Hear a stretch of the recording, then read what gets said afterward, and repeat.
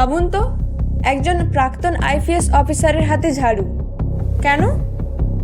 হ্যাঁ, যাকে আপনারা ভিডিওতে দেখছেন উনি কোনো রাস্তার সাফাই কর্মী নন।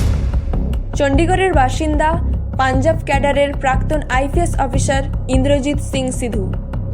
অবসর নেয়ার পর বিশ্রাম নয়, তিনি বেছে নিলেন সমাজসেবা।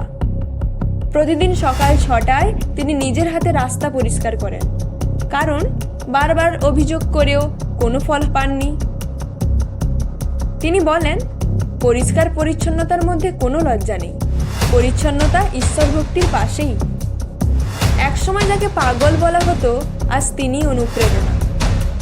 88 বছর বয়সে 2026-এর প্রজাতন্ত্র দিবসে অজ্ঞাত নায়ক হিসেবে পদ্মশ্রী মনোনীত ইন্দ্রজিৎ সিং সিধু।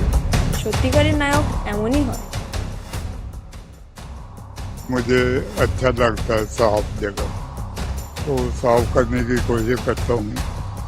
जो पर्टिकुलर ये पार्किंग है मार्केट की, तो सफाई हो तो अच्छा रहेगा। अगर गंद पड़ा है या ऐसे ही है तो फिर